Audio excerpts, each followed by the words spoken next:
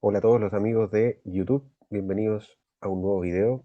Hoy vamos a proseguir con el capítulo de análisis de los textos constitucionales, ¿no? De el 80 y el borrador constitucional correspondiente a la convención constitucional que creó este borrador y que está a punto de ser plebiscitado en septiembre, ¿no? Queda muy poco, estamos a 2 de agosto hoy. Vamos a proyectar los títulos para revisarlos de inmediato. Mira, acá están los títulos. Tengo, lo que están viendo es la Constitución del 80, quedamos en el servicio electoral y justicia electoral. Eso es el avance que tuvimos. Por su parte, habíamos pasado por el Tribunal Constitucional y sus atribuciones. ¿Ya? Y en el borrador quedamos en el artículo 103, que era uno de los artículos que establecía eh, la naturaleza como un sujeto de derecho, ¿no? Que es súper importante. La naturaleza tiene derecho a que se respete y proteja su existencia, algo muy, muy importante. Y además de eso, el deber del Estado en garantizar y promover aquellos derechos. Vamos a continuar de inmediato con el artículo 104 del borrador constitucional, que dice lo siguiente. Dice que toda persona tiene derecho a un ambiente sano y ecológicamente equilibrado. Algo muy parecido a lo que establecía la Carta del 80 con respecto a vivir en un medio ambiente libre de contaminación. Pero acá el ambiente se le categoriza de sano y ecológicamente equilibrado. En la Constitución del 80 tenemos que leer el artículo 94 bis, introducido en el 2015. Ya, ojo con esas modificaciones por la ley 20.860. Dice que un organismo autónomo con personalidad jurídica y patrimonio propio, denominado Servicio Electoral, ejercerá la administración, supervigilancia y fiscalización de los procesos electorales y plebiscitarios, del cumplimiento de las normas sobre transparencia, límite y control del gasto electoral, de las normas sobre los partidos políticos y las demás funciones que señala una ley orgánica. La dirección superior del servicio electoral corresponderá a un consejo directivo, el que ejercerá de forma exclusiva las atribuciones que le encomiende la Constitución y las leyes. Dicho consejo estará integrado por 5 consejeros, ya el consejo directivo, ¿no? Que corresponde, digamos, la dirección superior, está integrado por 5 consejeros designados por el presidente de la República, previo acuerdo con el Senado, optado por 2/3 de sus miembros en ejercicio. Hay algunas, nuevamente vemos concentraciones de poderes del Senado, ¿no? Siempre fallando, digamos, siempre acordando. Los consejeros durarán 10 años en sus cargos, no podrán ser designados para un nuevo periodo y se renovarán por parcialidades cada 2 años.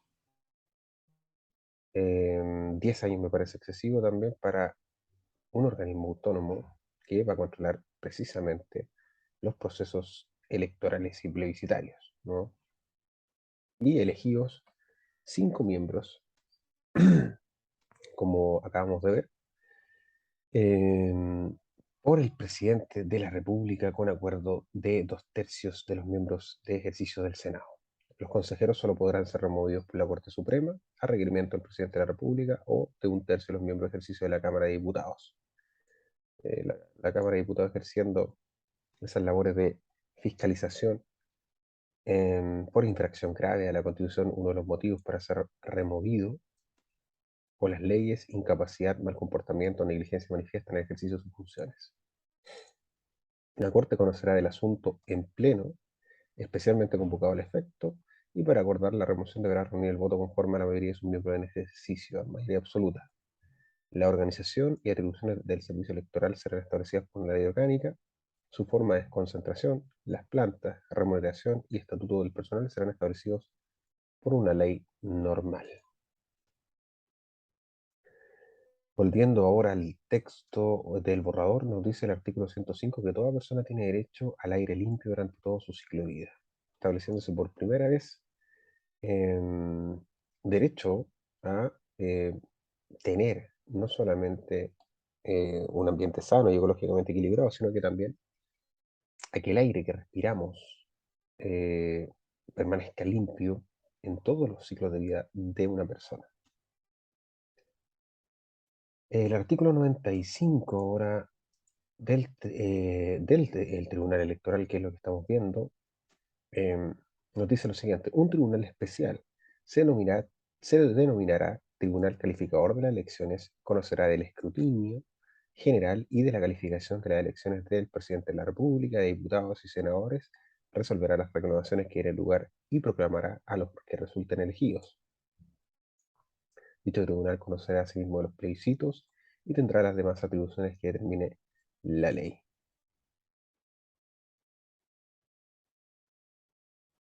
Estará constituido por 5 miembros designados de la siguiente forma. Veamos cómo se designan los miembros. 4 ministros de Corte Suprema designados por esta mediante sorteo en la forma de oportunidad que determina una ley orgánica constitucional. 4 miembros. Y un ciudadano que hubiera ejercido el cargo de presidente o vicepresidente de la Cámara de Diputados o del Senado por un periodo no inferior a los 365 días, designado por la Corte Suprema en la forma señalada en la letra A precedente, de entre todos aquellos que reúnan las calidades indicadas. Las designaciones que se refieren en la letra B no podrán recaer en personas que sean parlamentarios, candidatos a cargos de elección popular, ministro de Estado ni dirigente de partido político. Unas inhabilidades. Los miembros de este tribunal durarán 4 años en sus funciones y les serán aplicables las disposiciones de los artículos 58 y 59 de la Constitución. El tribunal calificador procederá como jurado en la apreciación de los hechos y sentenciará con arreglo a derecho. Una ley orgánica regulará la organización y funcionamiento del tribunal calificador de elecciones. Aquí está el tribunal. Entonces, tenemos por su parte un organismo autónomo, ¿no?, que va a llamarse Servicio Electoral, que ejerce la supervigilancia y fiscalización de los procesos electorales, ¿no? Esta autonomía ya vimos que es teórica porque está compuesto por un consejo directivo que son 5 miembros, ¿no? Duran 10 años en el cargo y se renuevan por parcialidades, ¿no? No pueden ser designados para un nuevo periodo, pero se renuevan por parcialidades de cada 2 años. Son elegidos de la siguiente manera: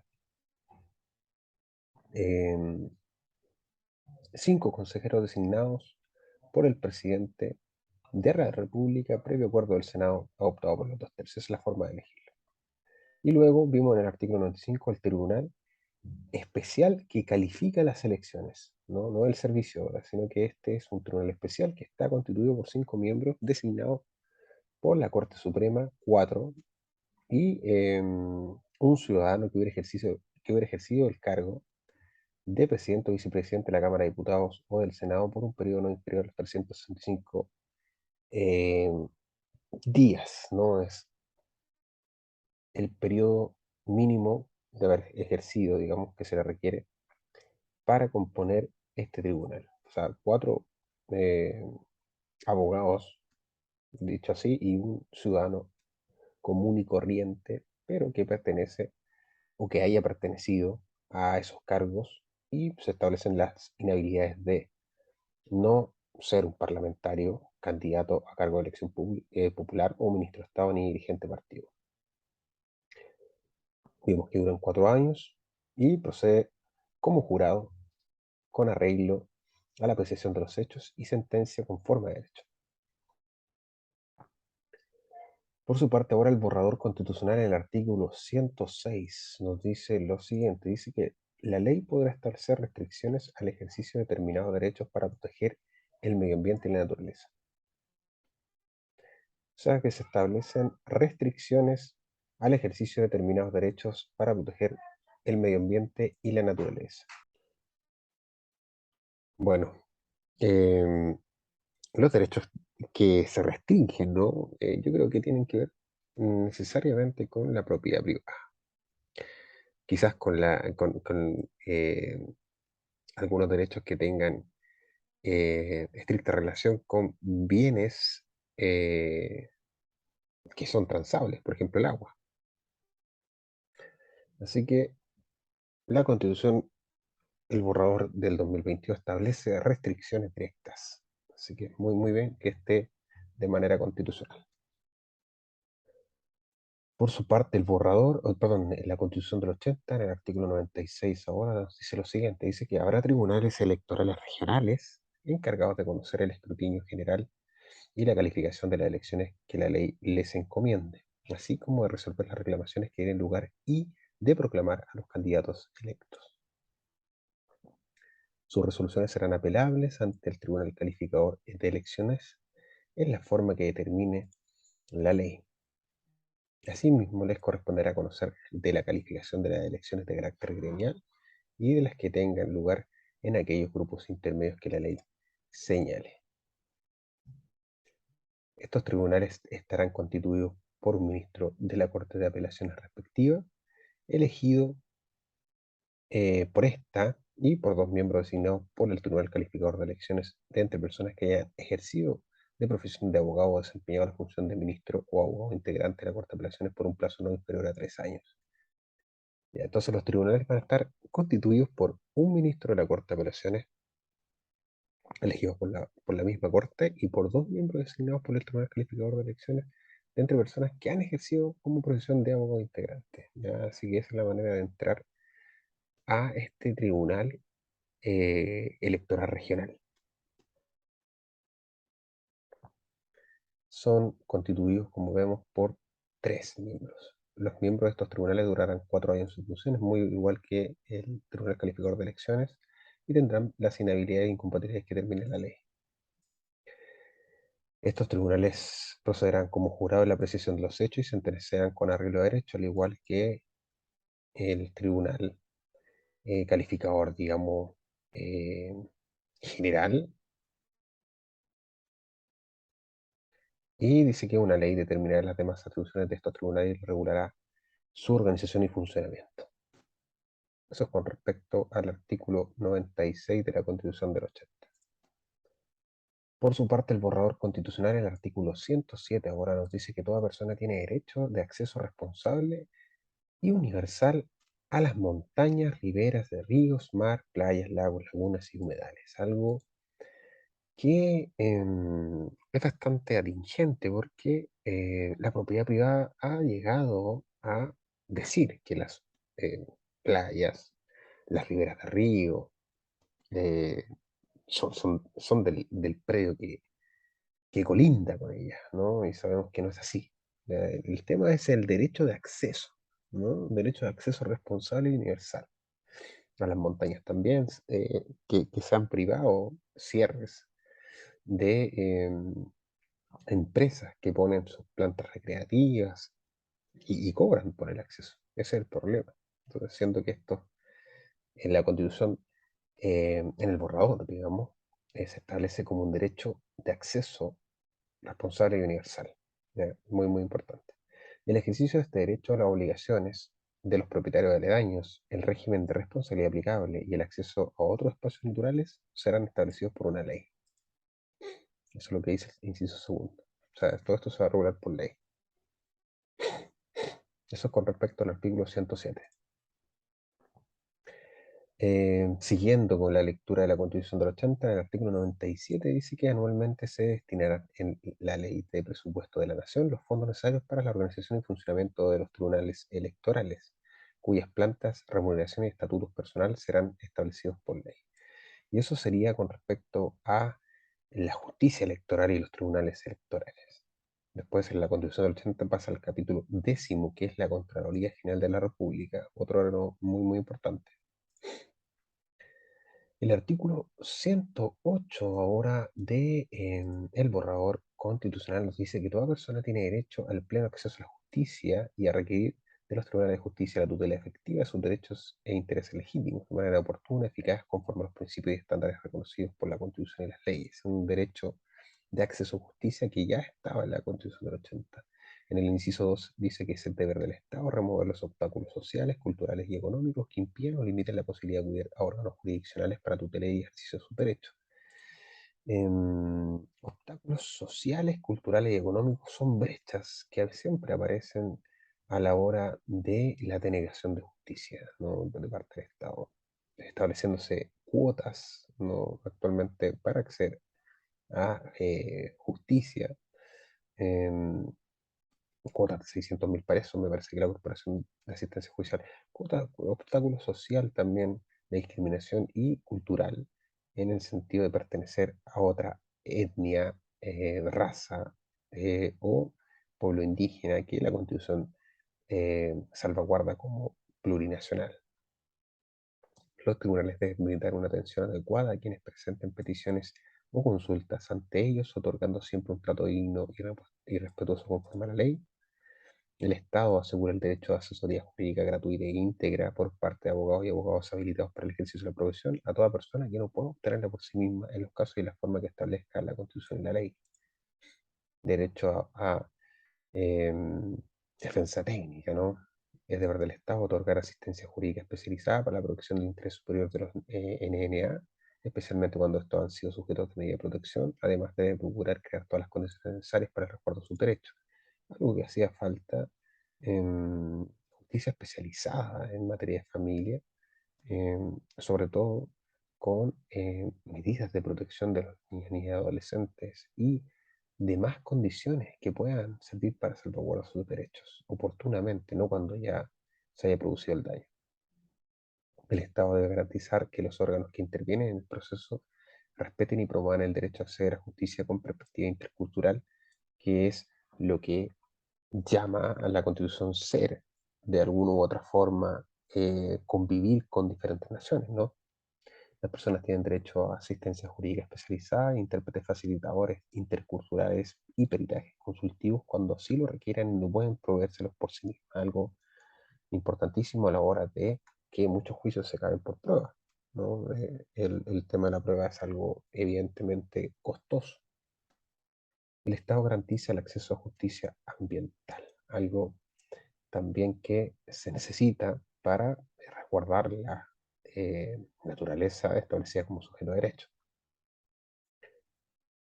Ahora vamos a la Constitución del 80 en el artículo 98 que habla de la Contraloría General. ¿Qué es la Contraloría General? Dice que la Contraloría es un órgano autónomo con el nombre de Contraloría General de la República, ejerce el control de legalidad de los actos de administración, fiscaliza el ingreso e inversión a los fondos del fisco, de las municipalidades y los demás organismos y servicios que determinen las leyes, examinará también y juzgará las cuentas de las personas que tengan a su cargo los bienes de esas entidades, llevará la contabilidad general de la nación y desempeñará las funciones que le encomiende la ley orgánica constitucional respectiva. Entonces, la Contraloría ejerce un control de apego a la ley por parte de la administración del Estado, ¿no? Fiscaliza también así el ingreso y la inversión de fondos del fisco para las municipalidades y otros organismos que son de su competencia, ¿no? Examina las cuentas de las personas que tienen cargo, como lo vimos, y contabilidad en general.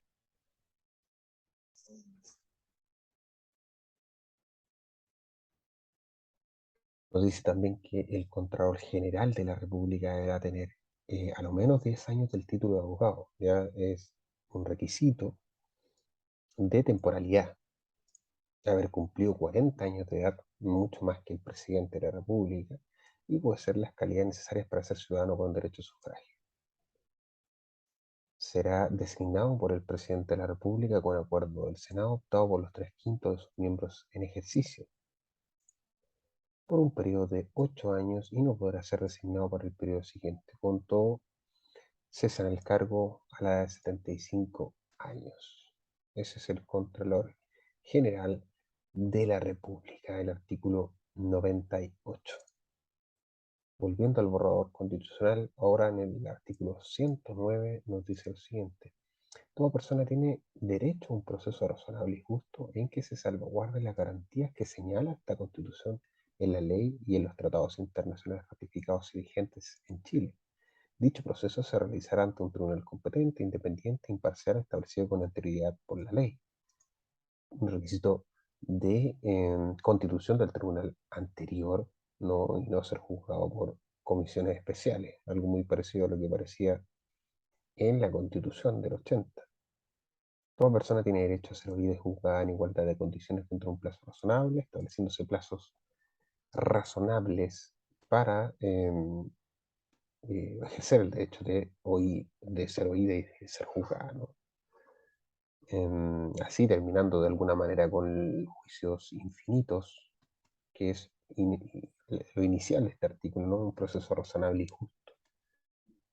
Las sentencias serán fundadas, asegurando la procedencia de un recurso adecuado y efectivo ante tribunales que determinen la ley. Esas sentencias fundadas es algo que hoy en día se hace, y los recursos también están. El inciso quinto nos dice que toda persona tiene derecho a defensa jurídica y ninguna autoridad o individuo podrá impedir, fingir o perturbar la libre intervención del letrado. Una copia exacta del artículo 19, inciso tercero, me parece, numeral 3. En los procesos que intervengan en NA se deberá procurar el resguardo de su identidad. Los principios de probidad y de transparencia serán aplicables a todas las personas que ejercen jurisdicción en el país. Es necesario, ¿no? La ley establecerá las responsabilidades correspondientes en caso de infracción de esta disposición. La Constitución asegura la existencia y los ajustes de procedimientos necesarios y adecuados a la edad o discapacidad de las personas, según corresponda, a fin de permitirles su debida participación en el proceso. Esto no estaba, no, esto no estaba. Esto es necesario porque en los procedimientos deben adecuarse a la edad y la discapacidad de las personas. Eso es muy, muy importante. Los procedimientos judiciales serán establecidos por ley.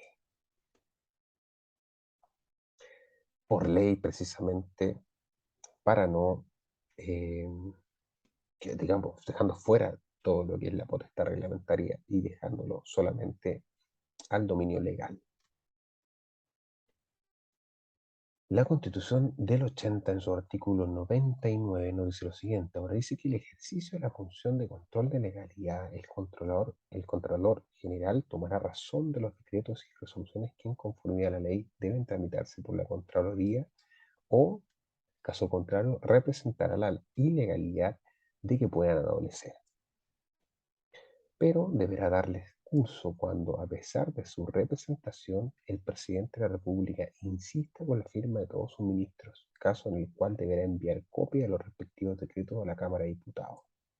Acá tenemos eh, algo interesante porque la Contraloría General controla que la potestad reglamentaria eh,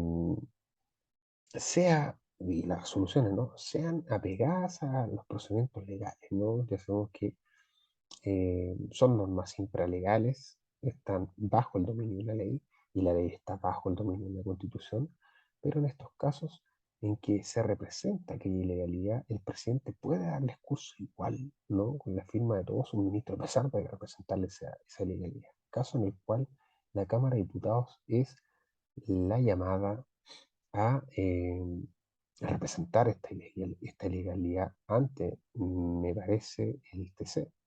En ningún caso dará curso a los decretos de gastos que excedan el límite señalado en la Constitución y remitirá copia íntegra de los antecedentes a la misma Cámara.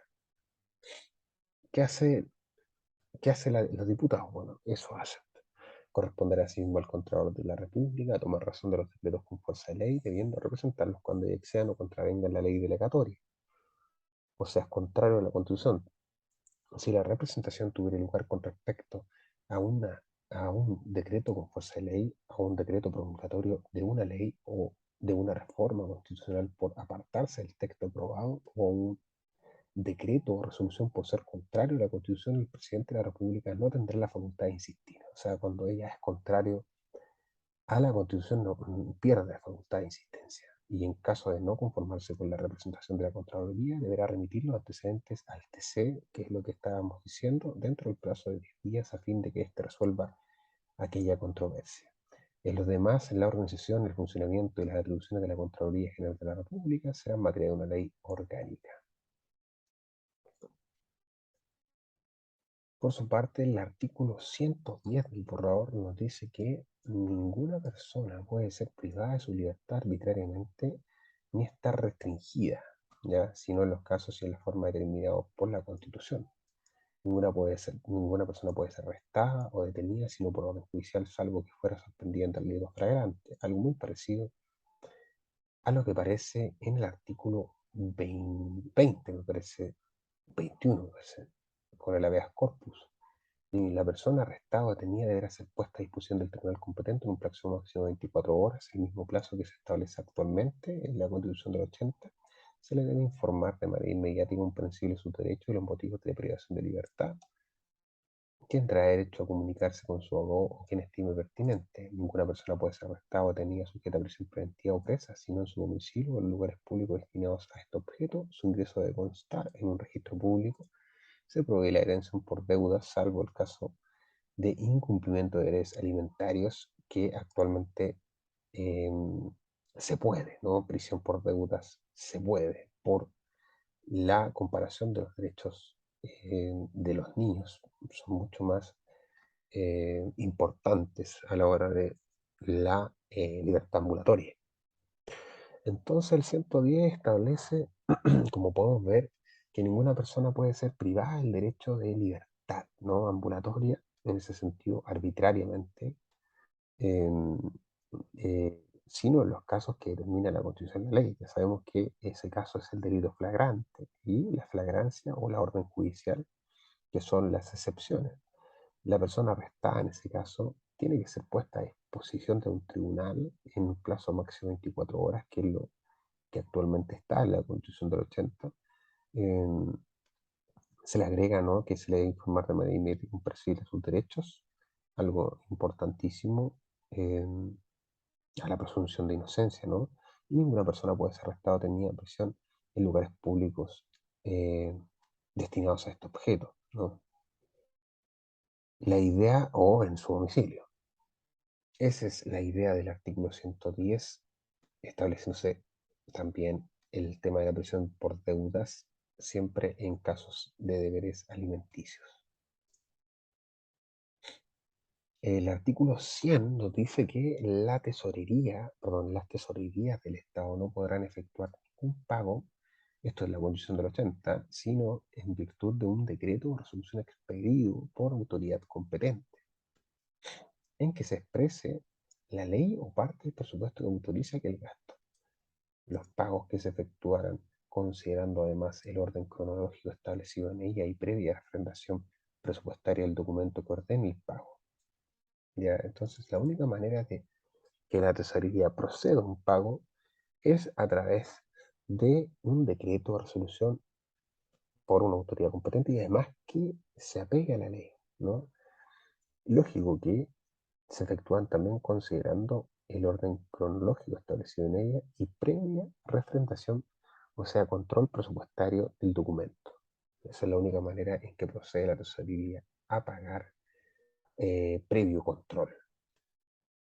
Eso sería eh, la Contraloría General de la República, el capítulo 10, y vamos a pasar al capítulo 11 de las Fuerzas Armadas de Orden y Seguridad Pública. Un capítulo muy importante que sabemos que va a tener reformas en el borrador. Hay que estar atento porque en el borrador ya vamos a terminar con el establecimiento de derechos, ¿no? Y van a empezar la institucionalidad. Así que vamos a quedar hasta acá hoy día el artículo 110 del borrador constitucional y la Constitución del 80 en el artículo 101, que va a empezar a hablar de las Fuerzas Armadas de Orden y Seguridad. Así que muchas gracias por quedarse a ver el video, suscríbase al canal y nos vemos en la siguiente sesión.